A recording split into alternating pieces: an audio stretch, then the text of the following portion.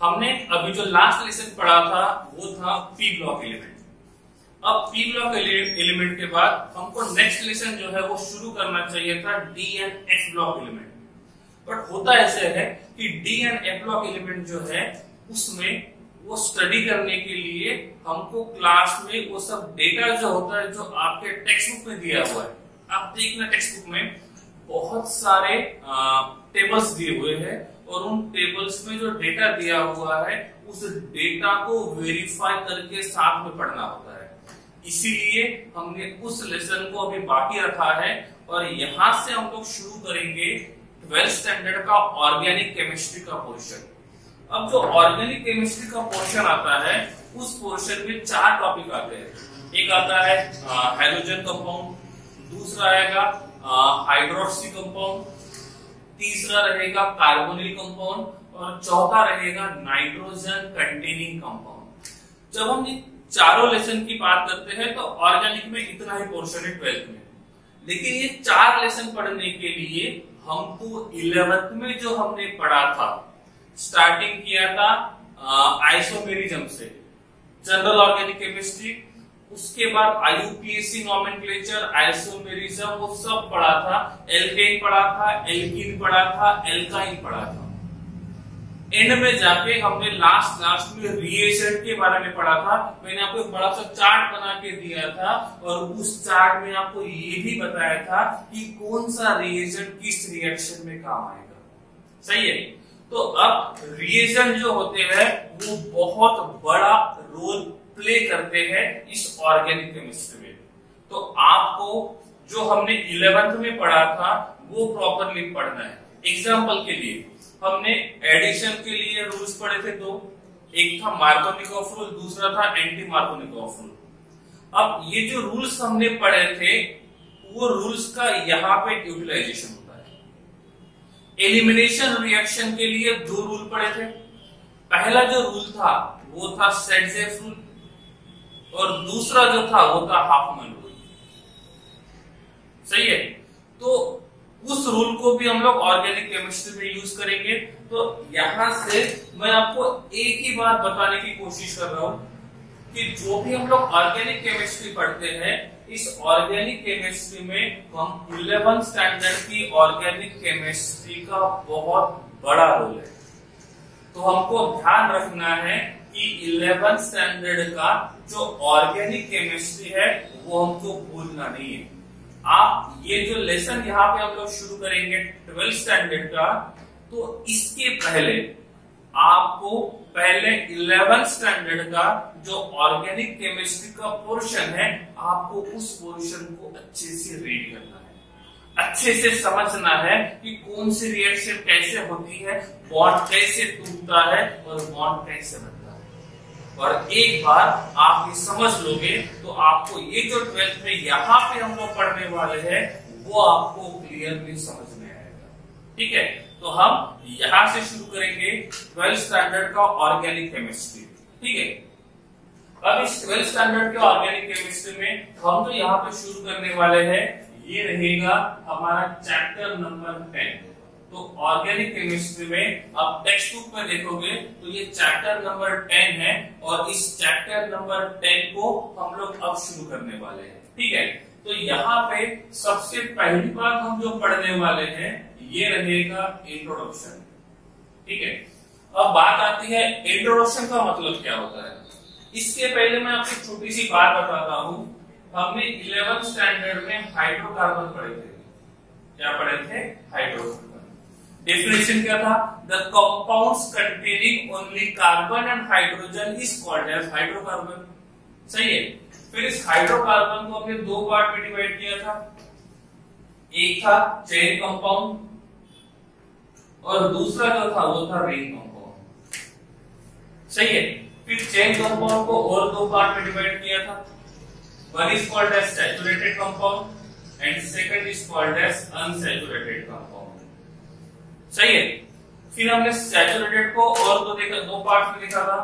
One is called as alkane and second is called as alkene. And unsaturated को हमने divide किया, saturated को एक ही पार्ट में डिवाइड किया था, that is called as alkene.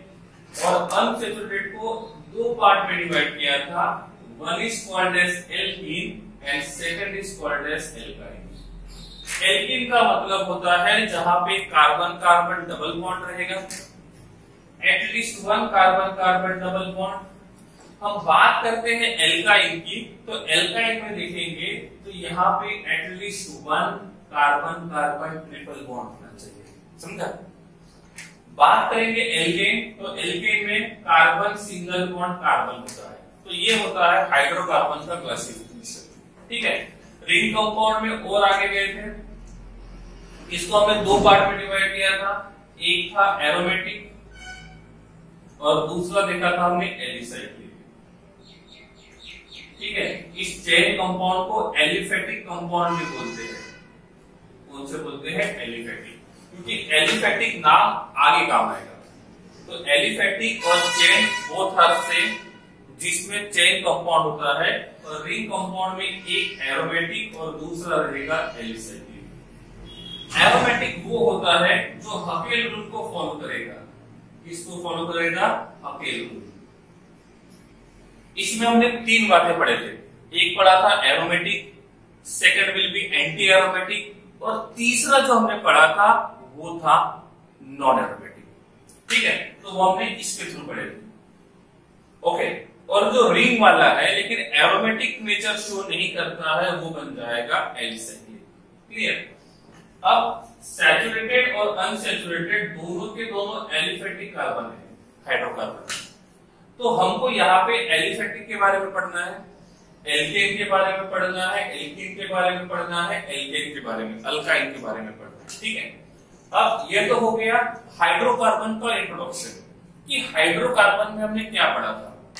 जैसे हम और थोड़ा सा आगे लेके जाएंगे तो यहाँ पे इनका जनरल मॉलिक्यूलर फॉर्मूला था CnH2n+2। हम बात करते हैं एल्कीन की, तो यहाँ पे जनरल मॉलिक्यूलर फॉर्मूला था CnH2n। और अल्काइन की बात करते हैं तो यहाँ पे जनरल मॉलिक्यूलर फॉर्मूला था CnH2n-2।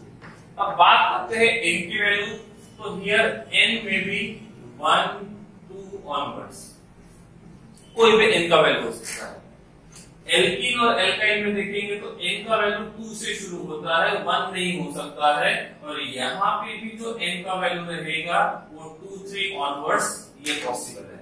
तो ये है एल्केन, एल्कीन और एल्काइन की बात। अब आप बोलोगे ये तो हमने पहले ही पढ़ चुके हैं, अब फिर से रिपीट करने की जरूरत क्या है। अब हम बात करते हैं एल्केन की, जैसे मैंने यहाँ पे लिखा C5H10 और आपको पूछा कि ये मॉलिक्यूल क्या है। जैसे नॉर्मली हम लोग क्या करते हैं, 1 कार्बन के लिए मिथ यूज करते हैं, 2 कार्बन के लिए इथ यूज करेंगे, 3 कार्बन के लिए प्रोप यूज किया था, 4 कार्बन के लिए ब्यूट यूज किया था, 5 कार्बन के लिए पेंट यूज किया था। ये हम लोग सब कुछ ऑर्गेनिक केमिस्ट्री में नॉमेनक्लेचर के टाइम पे पढ़ चुके हैं, सही है।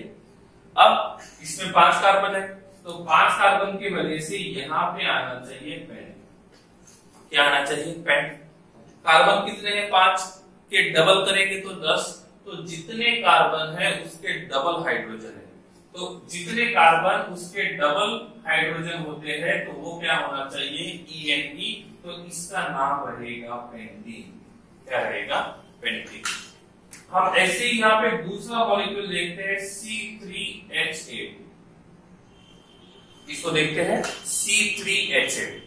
जितने कार्बन उसके डबल +2 हाइड्रोजन है, जितने कार्बन उसके डबल +2 हाइड्रोजन है, तो ये होना चाहिए ANP।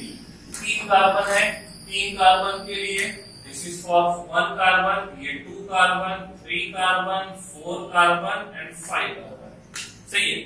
3 कार्बन के लिए प्रोप आएगा, तो यहाँ पे लिखते हैं प्रोप। जितने कार्बन उसके डबल +2 हाइड्रोजन है, सही है ना, देखो ना, 3 के डबल करेंगे तो 6 हो गए, +2 करेंगे तो 8 हो गए। मतलब एल्केन का मॉलिक्यूलर जनरल मॉलिक्यूलर फॉर्मूला ये सेटिस्फाई कर रहा है, तो यहाँ पे आएगा ANE। ये बन जाएगा प्रोपेन। सही है। एक और लिख लेते हैं, प्रोपाइन का भी लिख लेते हैं, वो बुरा मान जाएगा। ठीक है, तो ऐसा करते हैं, जितने कार्बन उसको डबल करेंगे तो 6 हो गया, -2 करेंगे तो 4 हो गया, तो इसका जो नाम आएगा ये रहेगा प्रो-YnE। क्या रहेगा? प्रो-YnE। क्लियर? अब इसके बाद हमने एल्केन, एल्कीन और एल्काइन जो है उनके डिफरेंट IUPAC नॉमेनक्लेचर देखे थे, कॉमन नॉमेनक्लेचर पे देखा था। क्लियर? अब बात आती है एल्केन की। मैं यहाँ पे जनरल लिखता हूं, एल्केन।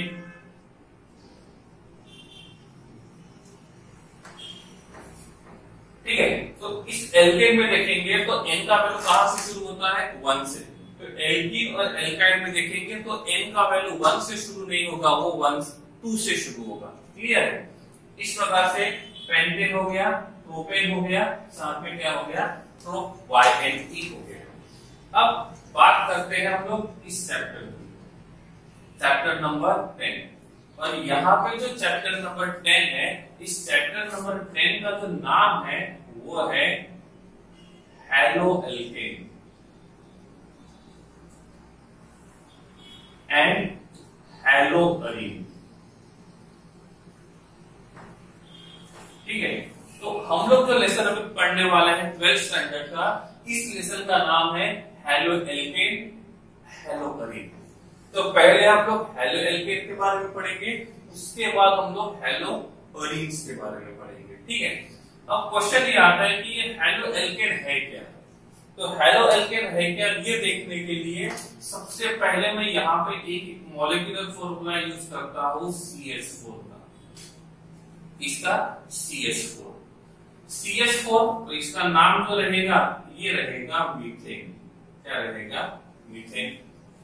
तो इस CH4 के कार्बन के पास 4 हाइड्रोजन है, 1 कार्बन का वैलेंसी 4, एक हाइड्रोजन का वैलेंसी 1, तो एक कार्बन 4 बॉन्ड बनाएगा और एक हाइड्रोजन 1 बॉन्ड बनाएगा। इसका स्ट्रक्चर देखेंगे तो C attach to H, attach to H, attach to H, attach to H। अब ये मीथेन में जितने हाइड्रोजन है उनमें से मैंने एक हाइड्रोजन को रिमूव किया। इसको रिमूव किया, एक हाइड्रोजन को, और एक हाइड्रोजन को रिमूव करने के बाद हमको यहाँ पे मिला CH3 डैश। इसके 1 डैश का मतलब होता है इस कार्बन के पास एक वैकेंसी है, CH4 के पास एक भी वैकेंसी नहीं थी, CH3 के पास एक वैकेंसी है, और ये जो वैकेंसी है इस वैकेंसी पे मैंने X को ऐड किया। यहाँ पे X का मतलब होता है हैलोजन। क्या होता है? हैलोजन। और ये जो हैलोजन है इसका वैलेंसी जो रहेगा वो कितना है? 1 है। तो ये हैलोजन आते हैं ग्रुप नंबर 17 में, जिसके वैलेंस शेल में इलेक्ट्रॉन्स रहेंगे 7, और इलेक्ट्रॉन 7 होने की वजह से ये एक ही बॉन्ड बनाएगा। तो हमने मीथेन का एक हाइड्रोजन रिमूव किया, वहां पे हमने एक हैलोजन लगा दिया, तो ये बन जाएगा CH3X। इस प्रकार से। क्लियर? अब क्या होगा? इसका नॉमेनक्लेचर देखेंगे। इसका स्ट्रक्चर क्या रहेगा? Carbon attach to hydrogen, attach to hydrogen, और ये रहेगा X। आप X की जगह फ्लोरीन, क्लोरीन, ब्रोमीन, आयोडीन कोई भी यूज कर सकते हो। तो फिलहाल मैंने यहाँ पे X यूज किया है। अब इसके नॉमेनक्लेचर की बात करते हैं। ठीक है, तो X का मतलब होता है हैलोजन, तो इसका जो नाम आएगा ये आएगा हैलोमीथेन। इसका नाम क्या आएगा? हैलोमीथेन।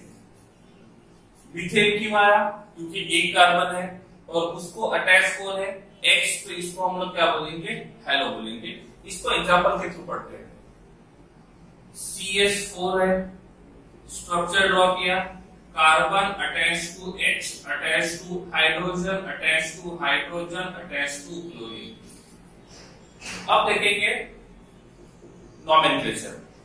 Total number of carbon atom 1 carbon के लिए आता है मीथ, तो ये बन जाएगा मीथेन। और उस मीथेन को कौन अटैच्ड है, Cl। Cl जो रहेगा इसका नाम हैलो के फॉर्म में लिखना है, तो ये बन जाएगा क्लोरो। क्या बन जाएगा, क्लोरो। तो इसका नाम क्या बन जाएगा, क्लोरोमीथेन। इफ मैं क्लोरीन को निकाल के यहाँ पे ब्रोमीन के लगाता हूं तो ये बन जाएगा ब्रोमोमीथेन। Br को निकाल के यहाँ पे मैंने आयोडीन लगाता हूं तो ये बन जाएगा आयोडोमीथेन। क्या बन जाएगा, आयोडोमीथेन। Hello alkane, हेलोमीथेन। सही है। तो ये हेलो एल्केन है क्या, तो हेलो एल्केन कैसे बना यहाँ पे हमने देख लिया है। अब थोड़ा शॉर्ट में देख लेते हैं कि ये हेलो एल्केन बनेगा कैसे। तो हेलो एल्केन जो होता है ये IUPAC नॉमेनक्लेचर है। कौन सा नॉमेनक्लेचर, IUPAC। तो हमारे पास जो एल्केन होता है, कौन होता है, एल्केन, जिसका मॉलिक्यूलर फॉर्मूला होता है CnH2n+2। जब ये एल्केन अपने पास जितने हाइड्रोजन है उनमें से एक हाइड्रोजन को लूज करेगा।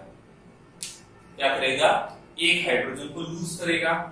और जब एक हाइड्रोजन को लूज करेगा तो उसका नाम रहेगा अल्काइल। क्या रहेगा, एल्काइल। और इस एल्काइल का मॉलिक्यूलर फॉर्मूला रहेगा CnH2n+1। यहाँ पे +2 था, यहाँ पे +1 है क्योंकि एक हाइड्रोजन हमने रिमूव किया है। और इसके पास एक वैकेंसी है। एल्काइल ग्रुप जो होता है इसको हम R' से शो करेंगे। इससे शो करेंगे R'। R stand for alkyl group और डैश का मतलब होता है उसके पास एक वैकेंसी है। अब क्वेश्चन ये आता है कि ये वैकेंसी क्रिएट क्यों हुई। Example, carbon attach to H, attach to H, attach to H, attach to H। इसमें देखो कार्बन ने 4 बॉन्ड बनाए, वैलेंसी भी 4 है, नो वैलेंसी। जब इसको रिमूव करते हैं, इसको हाइड्रोजन को, तो अब इसके पास एक वैकेंसी है। तो एल्केन जब एक हाइड्रोजन लूज करता है तो उसके बाद एक 1 वैकेंसी वाला जो मॉलिक्यूल बनता है उस वैकेंसी वाले मॉलिक्यूल को बोलते हैं एल्काइल ग्रुप। क्या बोलेंगे, एल्काइल ग्रुप। और इस एल्काइल ग्रुप में एक हाइड्रोजन कम रहेगा, इसके पास 1 वैकेंसी रहेगा। ये अब देखो, अब मैंने बोला ये जो पेन है इसके पास इस साइड से एक कैप लगा हुआ है। अब मैंने बोला कि यहाँ पे एक कैप फ्रंट साइड से लगाया, एक कैप हम लोग बैक साइड से भी लगा देते हैं। अब इस पेन के पास एक भी वैकेंसी नहीं है जहां पे हम लोग किसी कैप को लगा सकते हैं। मतलब इस पेन को जितने कैप लगा सकते हैं वो उसका वैकेंसी है। और हमने बोल दिया कि हमने 2 कैप को लगा दिया, मतलब यहाँ पे इस पेन का वैलेंसी कितना हुआ, 2। अब देखेंगे तो यहाँ पे दोनों वैलेंसी फुलफिल्ड है, तो मेरे पास एक्स्ट्रा कैप होने के बावजूद भी मैं यहाँ पे इस कैप को नहीं लगा सकता क्योंकि इसके पास कोई वैकेंसी नहीं है। अब क्या किया मैंने, इसमें से इस पेन को, इस कैप को निकाल दिया। अब एक कैप को निकालने की वजह से इस पेन के पास एक वैकेंसी प्रोड्यूस होगी और ये वैकेंसी रहेगी तो मैं यहाँ पे दूसरा कैप लगा सकता हूँ। ऐसे समझा ना। तो अब हुआ कैसे कि वैकेंसी होगी तो ही हम दूसरा कुछ लगा सकते हैं। ये है वैकेंसी वाला लोग, सही है। अब इसके साथ कंपेयर करेंगे तो ये हमारा एल्केन है जिसके पास एक भी वैकेंसी नहीं है। उनमें से एक को निकाल दिया, हाँ इसमें 4 वैकेंसी होती है, 4 वैकेंसी इसमें कोई है, कोई बात नहीं, तो अंडरस्टैंड कर लिया। तो ऐसा था ये, उनमें से एक को निकाल दिया तो इसके पास 1 वैकेंसी हो गया और ये 1 वैकेंसी वाला जो स्पीसीज होता है that is called as alkyl group. और उस अल्काइल ग्रुप को किससे शो करेंगे, R'। तो डैश का मतलब होता है इसके पास एक वैकेंसी बाकी है, ठीक है। अब ये जो अल्काइल ग्रुप हमने यहाँ पे बनाया है, इस अल्काइल ग्रुप में एक वैकेंसी है और यहाँ पे हम क्या करेंगे, किसी और ग्रुप को ऐड करेंगे। अब क्वेश्चन ये आता है हम यहाँ पे ऐड किसको करेंगे, तो यहाँ पे मैंने X को ऐड कर दिया, हैलोजन को ऐड कर दिया। यहाँ पे X का मतलब हो सकता है फ्लोरीन, क्लोरीन, ब्रोमीन, आयोडीन, कोई भी हो सकता है। सही है। तो इस प्रकार से हमने उस वैकेंसी पे लगा दिया X, तो यहाँ पे हमको मिलेगा Rx। सही है, नहीं समझा क्या मिला? Rx। R stand for alkyl group, तो यहाँ पे रहेगा एल्काइल, और X का मतलब होता है हैलोजन, तो हैलोजन जो रहेगा इसको बोलेंगे हैलाइड। क्या बोलेंगे? Alkyl halide. तो इस प्रकार से Rx बन जाएगा अल्काइल हैलाइड। इस एल्काइल हैलाइड का जनरल मॉलिक्यूलर फॉर्मूला रहेगा CnH2n+1 और यहाँ पे रहेगा X1। क्लियर? अब बात करते हैं इसकी। अब देखो, जैसे मैंने बोला था कि ये जो पेन है ये इस प्रकार से इसके पास एक और वैकेंसी है, इसको मैंने लगा दिया। ओके, तो ये हाइड्रोकार्बन बन गया। अब मेरे पास हाइड्रोजन है, इस हाइड्रोजन को निकाला तो एल्कीन बना, फिर से हाइड्रोजन को लगाया तो एल्केन बना, फिर से हाइड्रोजन को रिमूव किया तो क्या बना? अल्काइल, और इस एल्काइल में मैंने X लगा दिया तो क्या बन गया? Alkyl halide. सही है ना? तो बात करते हैं इसकी। एल्केन, हाइड्रोजन निकाला, अल्काइल, मतलब ये बन गया R', यहाँ पे H लगा दिया तो R'H बन गया, और वो क्या बनेगा? एल्केन। तो हम यहाँ पे एल्केन में ऐसा भी लिख सकते हैं, ये जो रहेगा ये रहेगा R'(H). क्या रहेगा? R'(H). क्लियर? तो एल्केन जब एक हाइड्रोजन देगा तो वो एल्काइल बनेगा, एल्काइल में हैलोजन को ऐड करेंगे तो ये एल्काइल हैलाइड बनाएगा, और ये अल्काइल हैलाइड का मॉलिक्यूलर फॉर्मूला रहेगा Rx। अब जो Rx है, जो अल्काइल हैलाइड है, जब इसका हम लोग नॉमेनक्लेचर करते हैं तो नॉमेनक्लेचर दो टाइप से करते हैं। एक होता है कॉमन नॉमेनक्लेचर और दूसरा होता है IUPAC नॉमेनक्लेचर। कॉमन नॉमेनक्लेचर को और बोलते हैं ट्रिवियल नॉमेनक्लेचर, और इसको हम बोलते हैं IUPAC नॉमेनक्लेचर। तो यहाँ पे जो Rx बना है इसका कॉमन नॉमेनक्लेचर होता है अल्काइल हैलाइड। कॉमन नॉमेनक्लेचर क्या बनेगा? अल्काइल हैलाइड, और इसका IUPAC नॉमेनक्लेचर बनता है हैलो एल्केन। क्या बनेगा? Haloalkane. ठीक है, तो हैलो एल्केन जो हमारे टॉपिक लेसन का नाम है, हैलो एल्केन। तो हैलो एल्केन और एल्काइल हैलाइड बोथ ऑफ से, क्योंकि हमने यहाँ पे बनाया है एल्काइल हैलाइड को, और लेसन का नाम क्या है? Haloalkane. तो दोनों में डिफरेंस कुछ नहीं है, दोनों का मॉलिक्यूलर फॉर्मूला सेम है। कौन सा? CnH2n+1x1। तो this is the general molecular formula of alkyl halide. Alkyl halide is a common nomenclature and haloalkane is the IUPAC nomenclature. दोनों सेम ही है। तो हमको क्या देखना है? हैलोएल्केन देखना है। क्या नहीं देखना है? एल्काइल हैलाइड नहीं देखना है। सही है? क्यों? क्योंकि IUPAC के हिसाब से मोस्ट ऑफ द नॉमेनक्लेचर्स हम लोग IUPAC के हिसाब से देखते हैं, और इसीलिए हैलोएल्केन ज्यादा सही रहेगा हमारे लिए। इसका मतलब ये नहीं है कि हमको एल्काइल हैलाइड के बारे में नहीं सोचना है, हमको इसके बारे में भी सोचना है। ठीक है, तो Rx कहां से बना? R' से। R' कहां से बना? RH से। RH का मतलब क्या होता है? एल्केन। तो एल्केन से बना अल्काइल, और एल्काइल से बना है अल्काइल हैलाइड। ठीक है, और एल्काइल हैलाइड जो रहेगा उसका जनरल मॉलिक्यूलर फॉर्मूला रहेगा Rx। कॉमन नॉमेनक्लेचर में देखेंगे तो अल्काइल हैलाइड, IUPAC नॉमेनक्लेचर देखेंगे तो हैलोएल्केन। किसी बुक में अल्काइल हैलाइड लिखा हुआ है, किसी में हैलोएल्केन लिखा हुआ है, घबराने की बात ही नहीं है, क्योंकि जब एक बार हमने ये समझ लिया है कि दोनों का मतलब क्या होता है, इसलिए मैं आपको हमेशा बोलता हूँ मतलब देखो, उसके हिसाब से चलो, वो कोई भी रहेगी, कोई प्रॉब्लम नहीं है। सही है? तो एक है अल्काइल हैलाइड और दूसरा जो रहेगा वो क्या रहेगा? एल्केन। तो इस प्रकार से हमने एल्केन से अल्काइल ग्रुप बनाया, अल्काइल से अल्काइल हैलाइड बनाया। अल्काइल हैलाइड जो रहेगा वो कहां से बनेगा? एल्केन से। क्लियर? अब देखो एल्केन जो रहेगा वो हाइड्रोकार्बन है,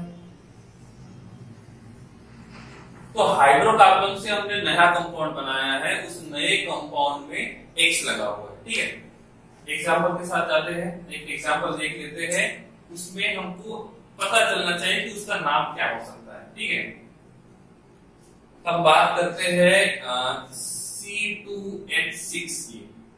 स्ट्रक्चर ड्रॉ करेंगे, H attach to C attach to H attach to H, H attach to H attach to H। सही है।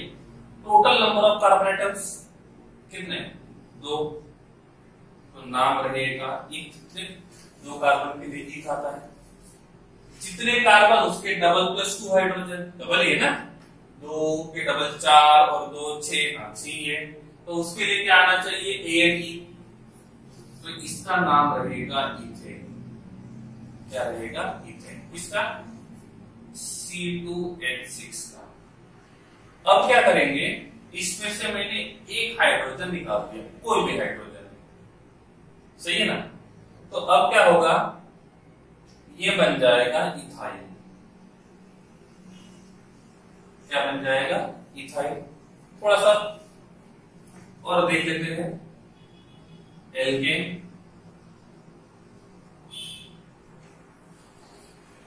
फिर आता है एल्कीन, और लास्ट में आता है एल्काइल। ठीक है, एल्केन जब अपना एक हाइड्रोजन लूज करता है, क्या करता है? एक हाइड्रोजन लूज करता है, तो उसके साथ साथ वो ANE को लूज करता है, और यहाँ पे आता है, ये क्या करेगा? ANE को लूज करेगा और ये YL को लगाएगा। इसको लगाएगा YL को, तो क्या बनेगा? अल्काइल। क्या बनेगा? एल्काइल। इसके लिए एल्कीन के लिए।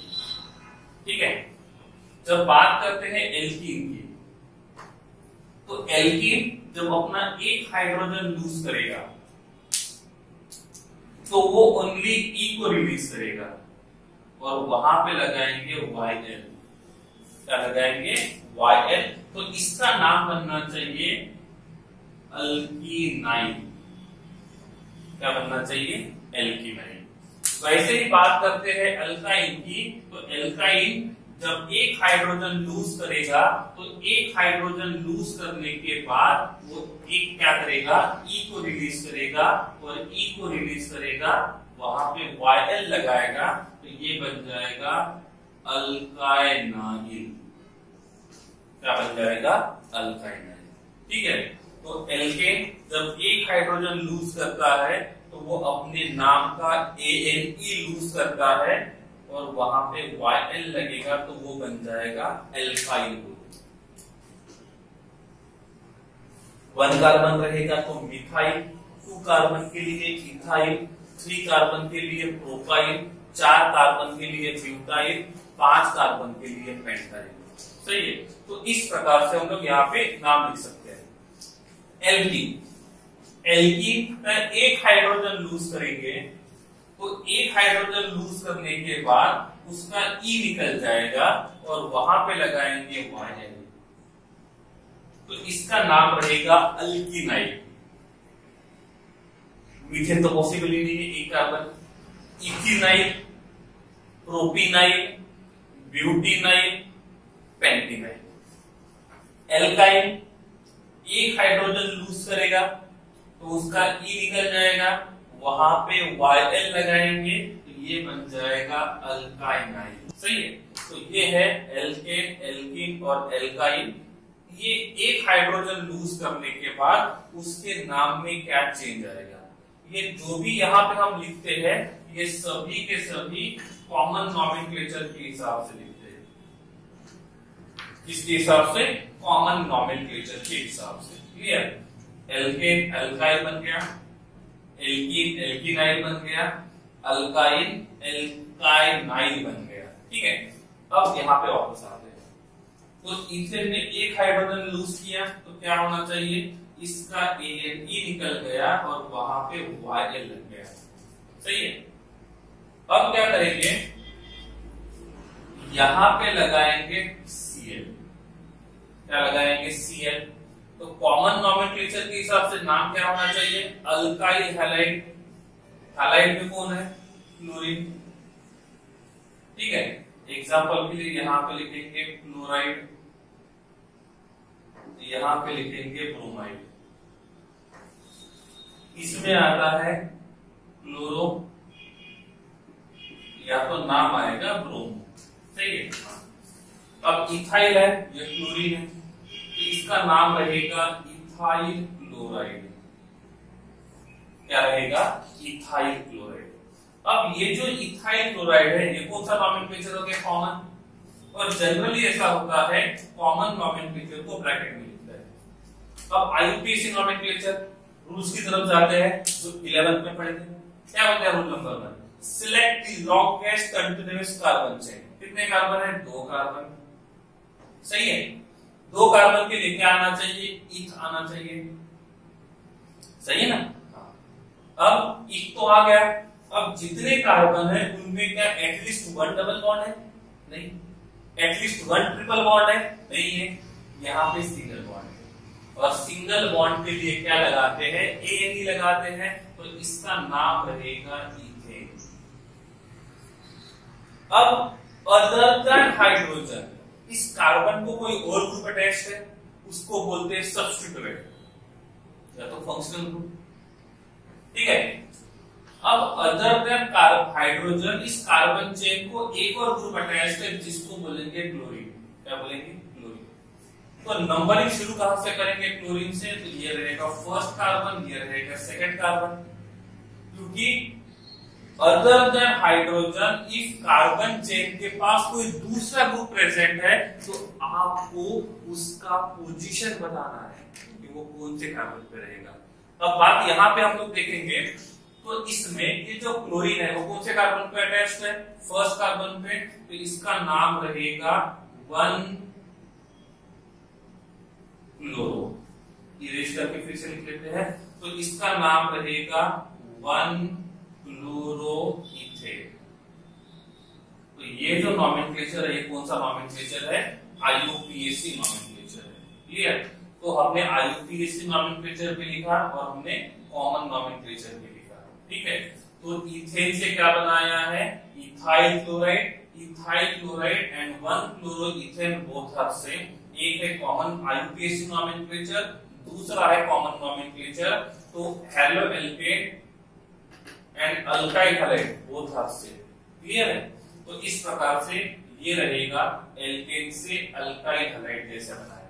आपको ये सब बातें time to time video pause करके नोट करके रखना है कि एल्केन से अल्काइल बनता है, एल्कीन से एल्कीनाइल बनता है, और अल्काइन से अल्काइनाइल बनता है। क्लियर। कब, जब वो अपना एक एक हाइड्रोजन लूज करेंगे उस टाइम पे, तो अभी जाके इनके नाम में इस प्रकार से क्या हो जाएगा, चेंज हो जाएगा। क्लियर है। क्लियर।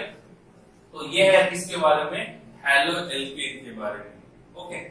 अब ये जो हेलो एल्केन है, इस हेलो एल्केन मतलब एल्काइल हैलाइड कैसे बना वो हमने देख लिया।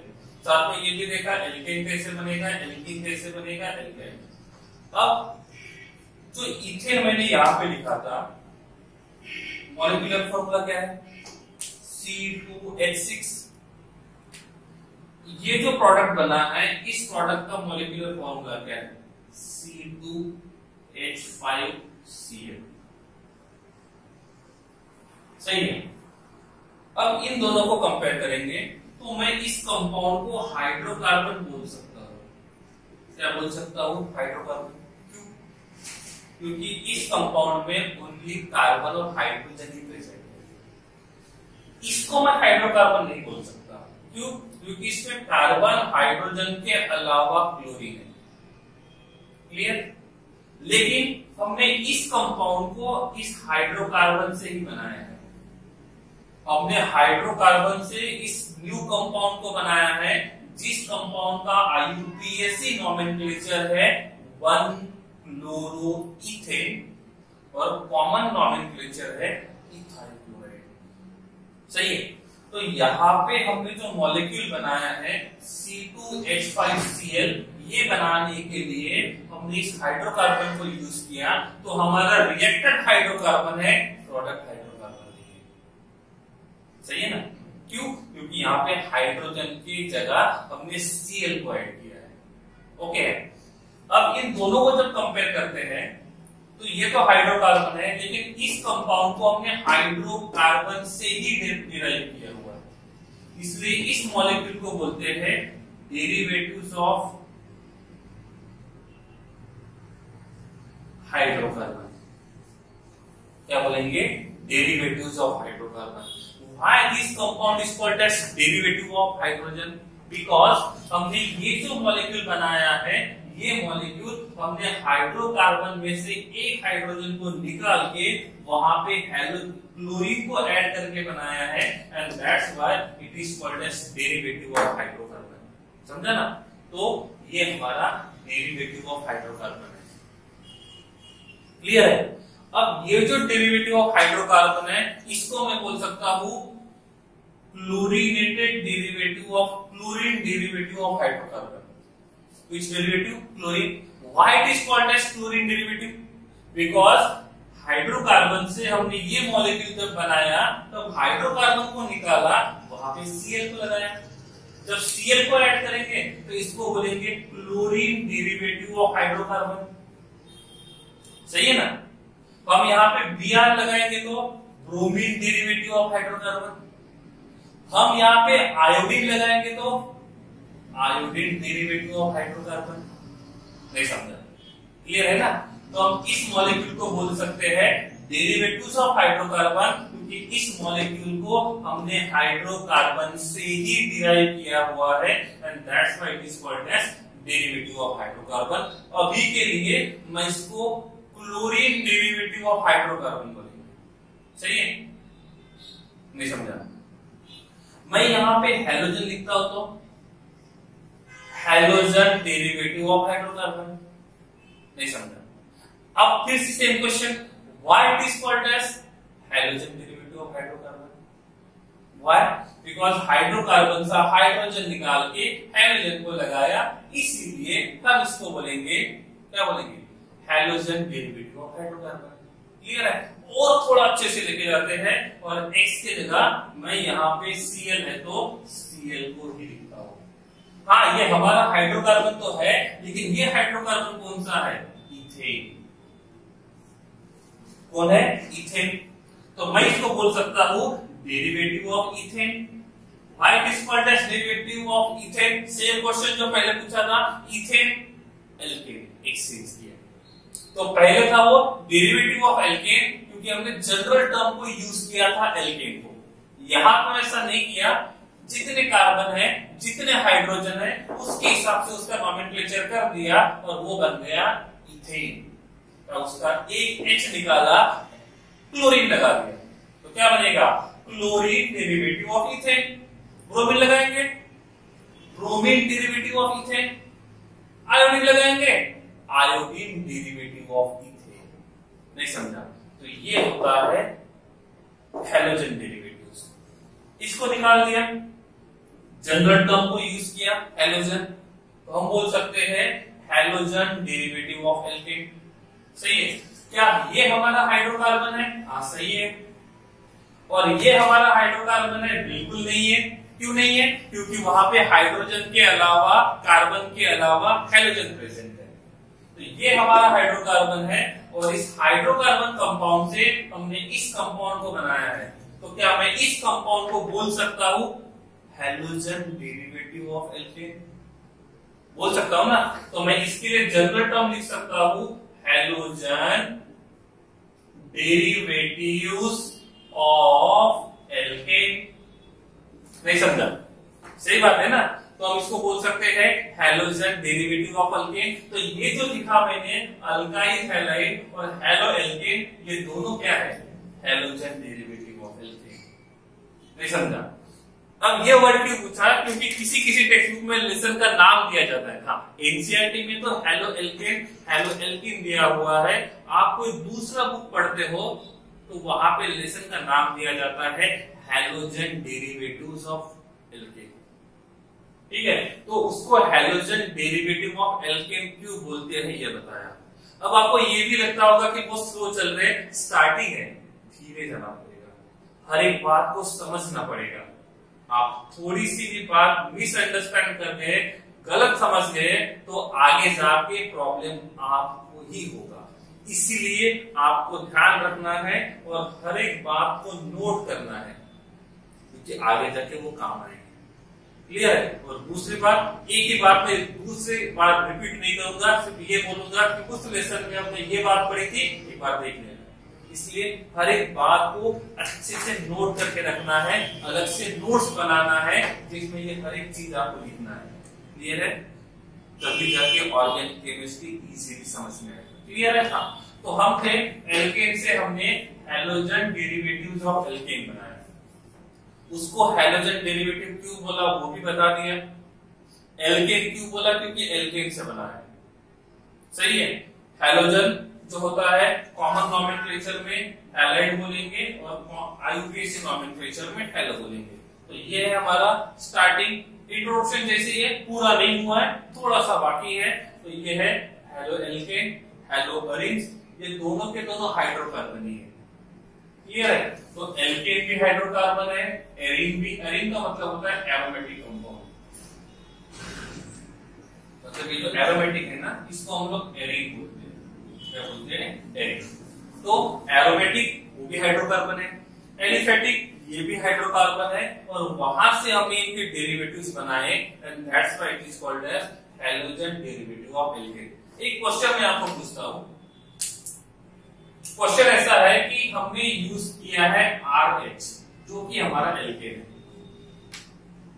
इसमें से मैंने H को निकाल दिया, यहाँ पे OH लगा दिया, तो ये तो हमारा हाइड्रोकार्बन है।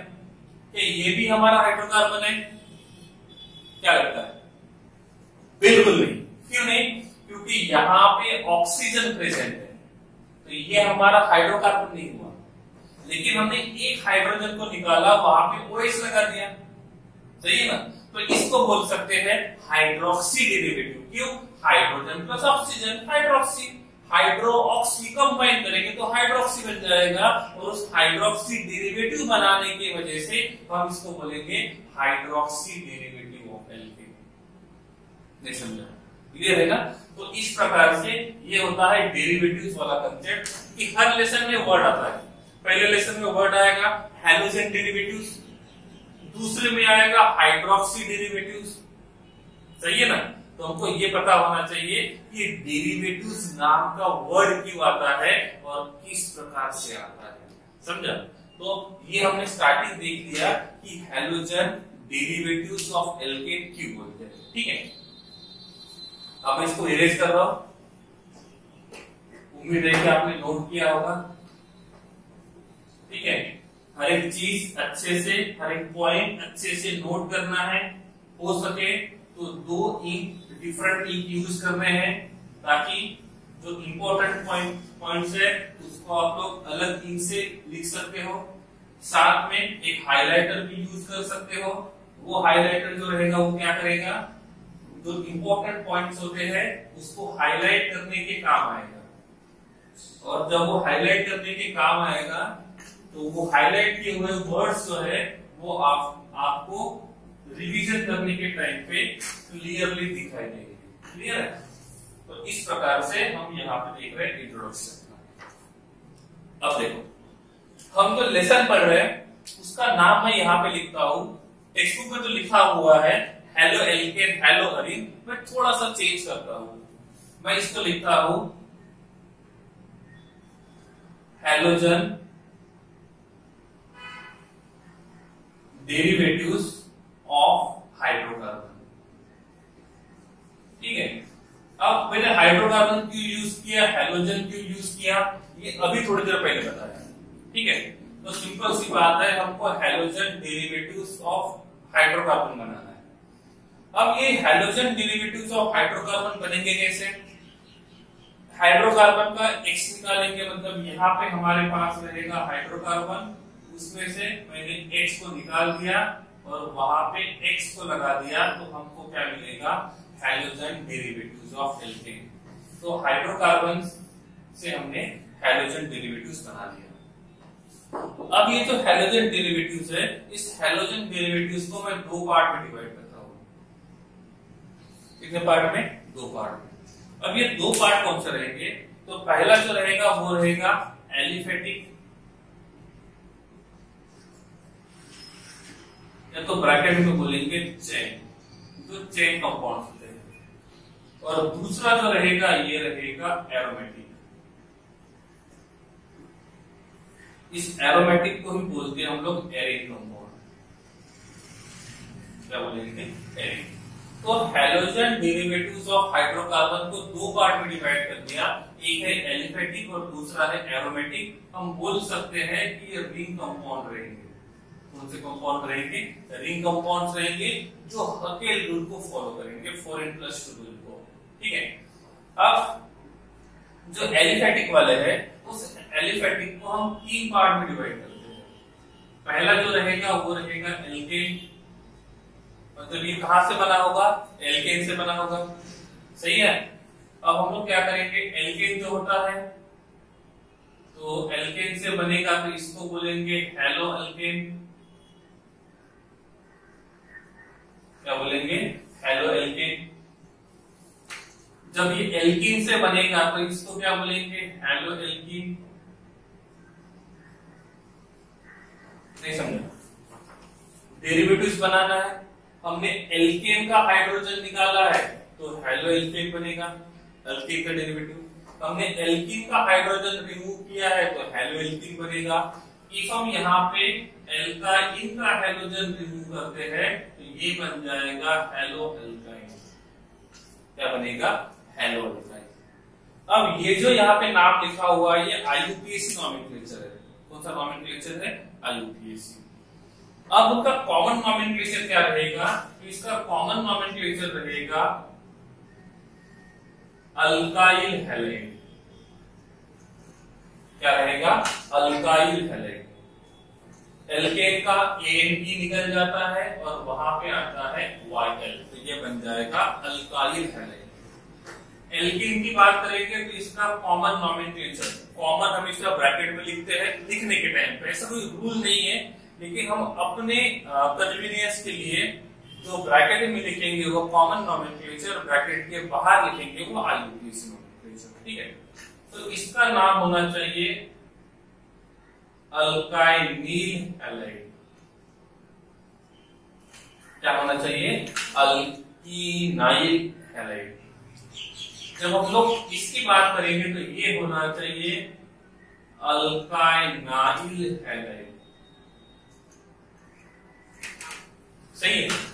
तो halogen derivatives of hydrocarbon, halogen derivatives of alkene, halogen derivatives of alkene, halogen derivatives of alkyne.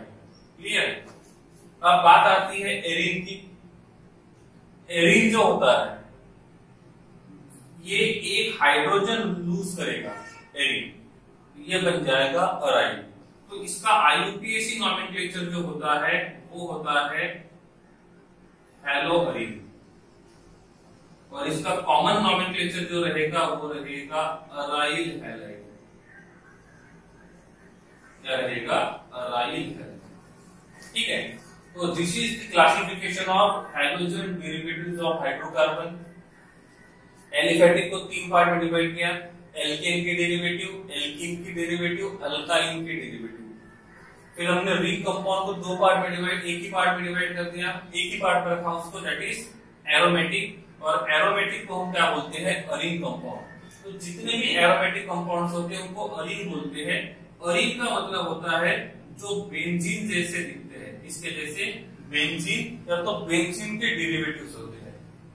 ये हमारा बेंजीन है C6H6।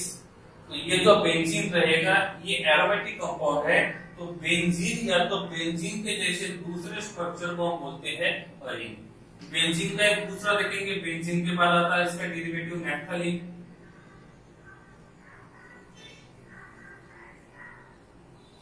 इसके बाद इसका एक और डेरिवेटिव आता है जिसको हम बोलते हैं एंथ्रासीन।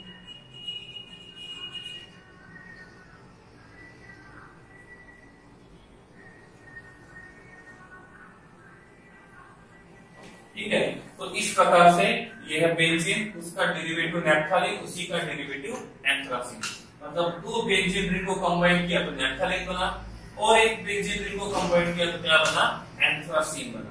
तो इस प्रकार से ये है रिंग कंपाउंड और ये रहेंगे चेन कंपाउंड। तो हमको यही शुरू करना है, हमको डेरिवेटिव्स ही देखना है कि ये जो हाइड्रोजन डेरिवेटिव्स रहेंगे ये किस प्रकार से रहेंगे। ठीक है, so this is about halogen derivatives of hydrocarbon, और ये रहेंगे उनका क्लासिफिकेशन एल्केन के लिए, एल्कीन के लिए, एल्काइन के लिए और एरोमेटिक के लिए। एक बार ध्यान रखना है कि इनमें से आप लेसन का नाम देखोगे तो हेलो एल्केन लिखा हुआ है और हेलो अरीन लिखा हुआ है। इसका मतलब जितने भी हैलोजन डेरिवेटिव्स पढ़ने हैं, चारों नहीं पढ़ने हैं हमको, एल्केन और एरीन्स के बारे में पढ़ना है। तो हम लोग हेलो एल्केन और हेलो अरीन्स के बारे में पढ़ेंगे। चैप्टर नंबर 10 का जो हेडिंग दिया हुआ है वो यही लिखा हुआ है, halo alkane and hello arenes. मतलब ये दो टाइप के कंपाउंड्स को ज्यादा से ज्यादा पढ़ना है और ऐसे कंपाउंड्स को कम से कम पढ़ना है। ठीक है, तो ये रहेगा चैप्टर नंबर 10 का इंट्रोडक्शन, और यही से हम लोग क्या करेंगे, ऑर्गेनिक केमिस्ट्री की शुरुआत करेंगे। ठीक है, थैंक यू।